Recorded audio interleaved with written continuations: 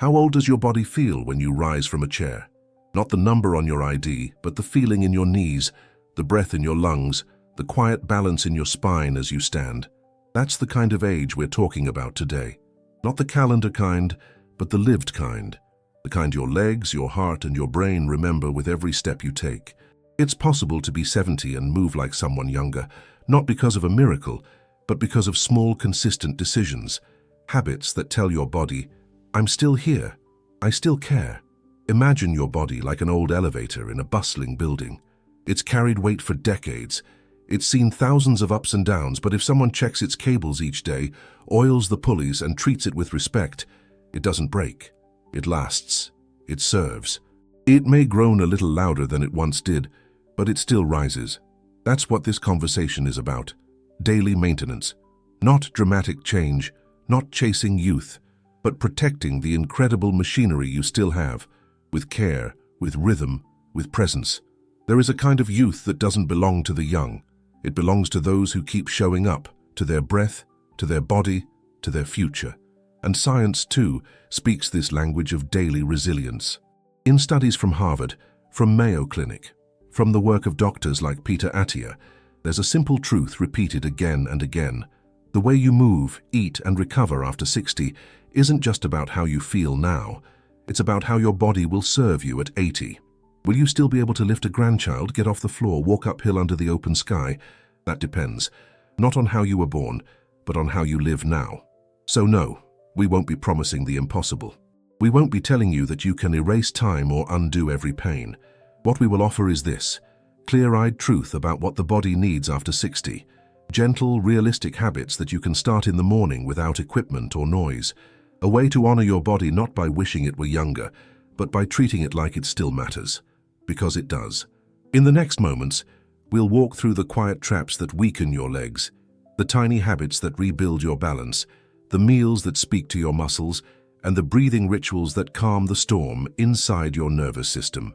One step at a time, one breath at a time, one loving habit at a time. Not to go back, but to go forward with more strength, more steadiness, more self-respect. It often begins quietly. You find yourself choosing the chair instead of the stairs. You lean a little harder on the armrest when standing. You wait for someone to hand you something instead of reaching for it yourself. It's subtle, so subtle you might not even notice. But your body does, especially your legs. The very parts of you that once carried groceries, ran after children, climbed mountains or danced at weddings, they begin to grow quiet. Not because they have to, but because we've slowly, unknowingly, stopped asking them to speak. There's a belief that settles in with age, that sitting more protects the knees, that avoiding stairs prevents injury. It comes from love, from caution, from fear, and it makes sense. Pain teaches us to be careful, but this carefulness, if it turns into stillness, becomes a trap. The thighs and hips begin to shrink in strength. Rising from a low couch becomes a challenge. Getting out of the car starts to feel like a small event. And somewhere deep inside, a quiet worry sets in. If my legs get any weaker, will I lose my independence?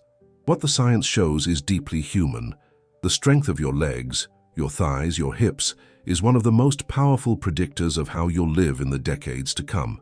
Not just how long, but how well. Faster chair stand speed, stronger grip, steadier walking pace. These aren't just numbers in a study. They are stories waiting to be lived. The story of walking with ease to the kitchen, of stepping confidently onto the sidewalk, of saying yes when your grandchild asks to go for a walk. And these markers, studied at places like Harvard and the Mayo Clinic, point again and again to the same truth. Mobility is not just a result of age, but of use. There's something liberating in knowing that you don't need a gym or a trainer to reclaim your strength. Long workouts are not the answer here.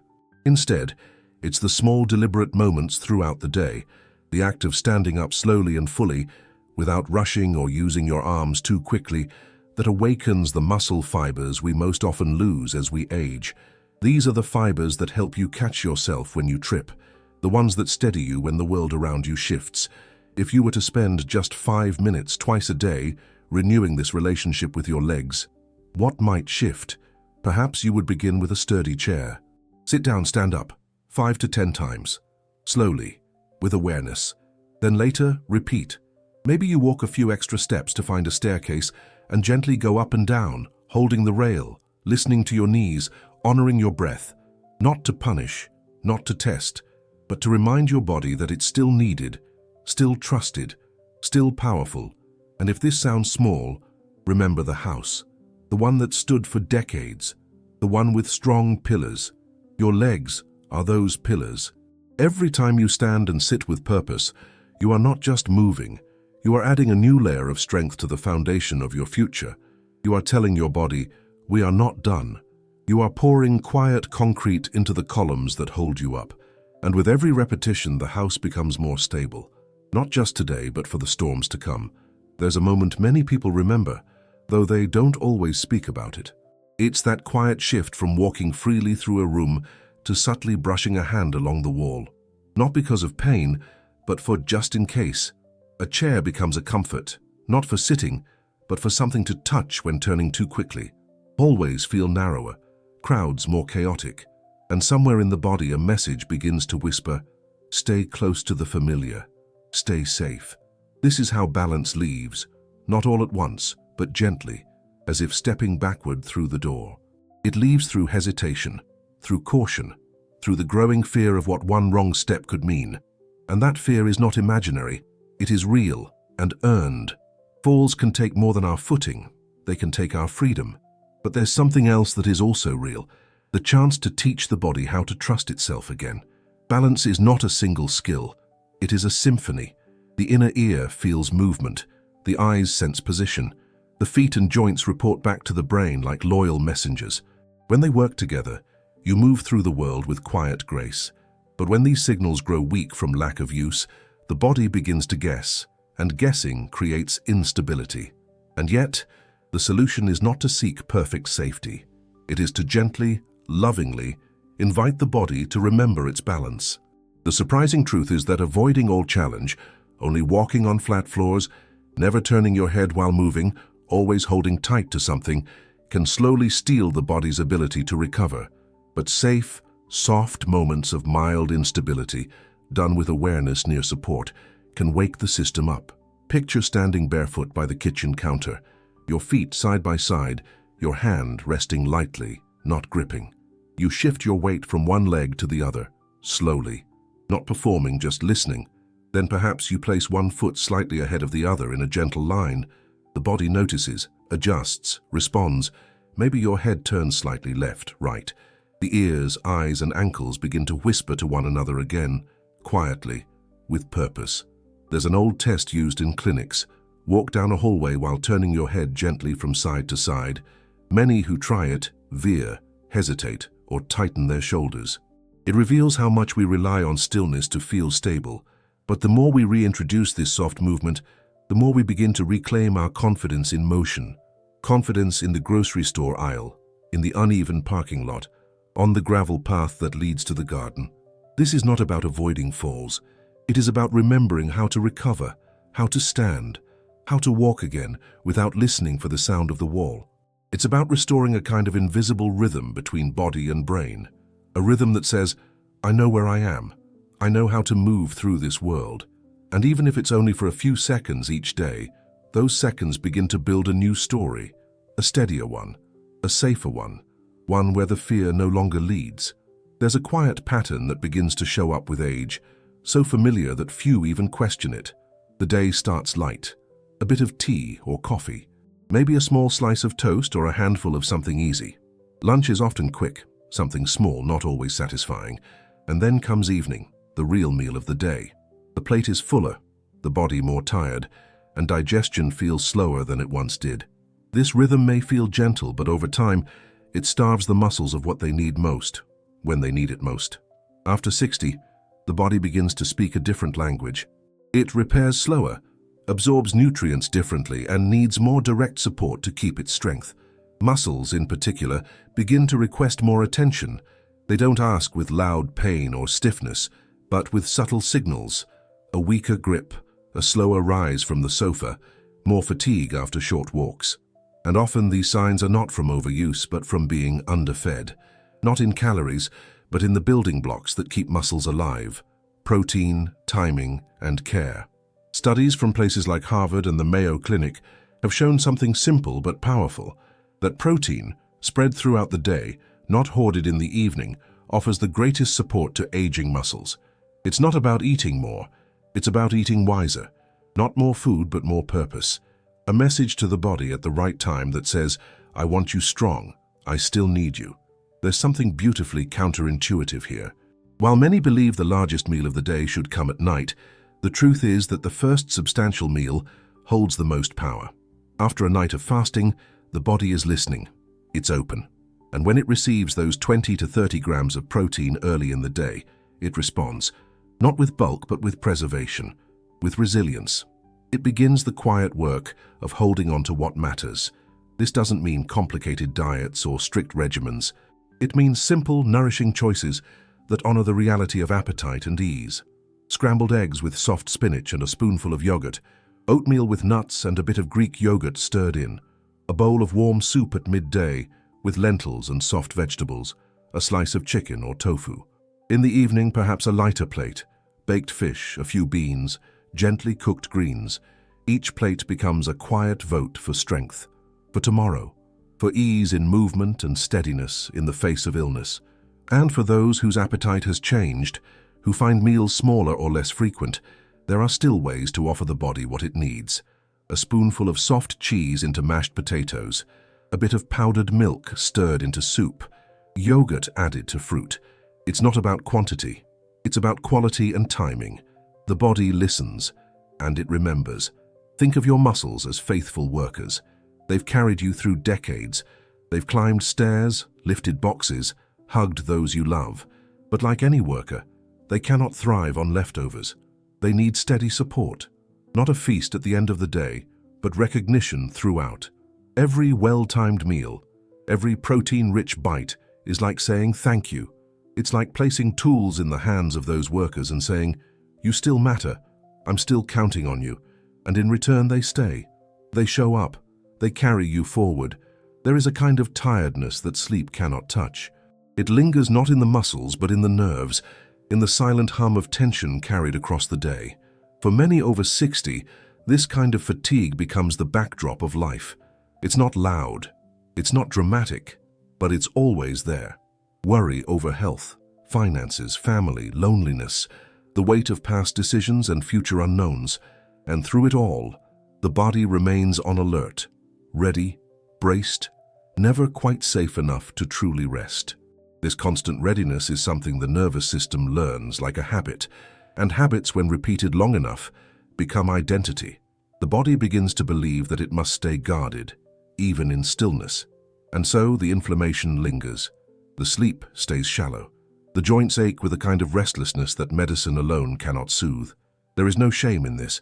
It is the result of a life lived with care, with worry, with responsibility. But even the most diligent body needs a message that says, it's time to come down now, you're safe, you've done enough today. Inside the body, two systems share the work. One activates, one restores. One speeds the heart for action. The other slows it for healing. Both are necessary. But too often the second, the one that repairs, is forgotten. And yet, it is this system that reduces the hidden fires of inflammation, softens the edges of anxiety, and allows the brain to clear its thoughts like a window wiped clean. The way back is not through isolation, but through rhythm, through breathing, through light, through gentle timing. It's not enough to simply sit down. Stillness without safety is not recovery. It is only pause. What tells the body it is safe again are the small signals: a slowed breath, a relaxed face, the soft light of morning or the quiet of evening, the warmth of conversation, even if only by phone, the sacredness of a shared laugh. These are not luxuries, they are biological cues. They awaken the part of you that knows how to heal.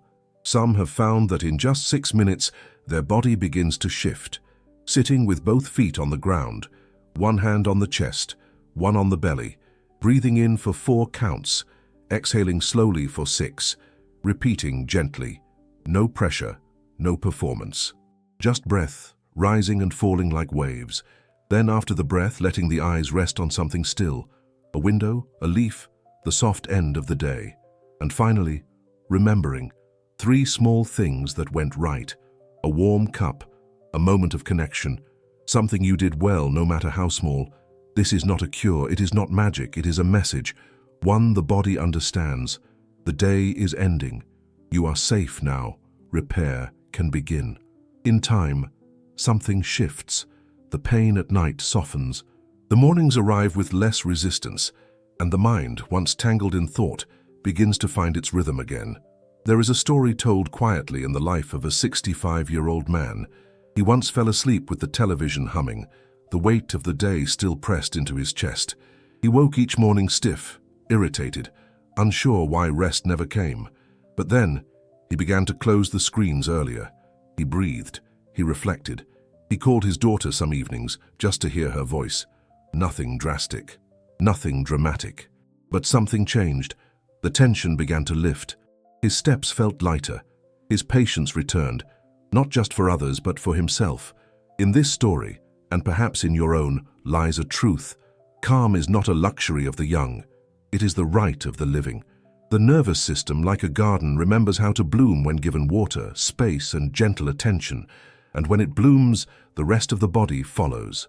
The joints, the digestion, the sleep, even the clarity of thought, all waiting to return. Once they hear the message, "You're home now, you can rest." Your body listens more to what you do than how old you are. It listens to the way you stand up in the morning, the steadiness in your steps, the timing of your meals, the quiet you allow yourself before sleep. These small choices shape something greater than strength. They shape how young your body feels, regardless of your birth year. Imagine a train that has traveled millions of miles. Not new, not fast, but cared for. Its wheels checked, its engine tended. It still moves with purpose. Your body is no different. With the right rhythm, it doesn't have to rush. It just has to keep going. In the longest living communities on Earth, people don't chase youth. They move often. They eat with rhythm, not restriction. They rest with intention.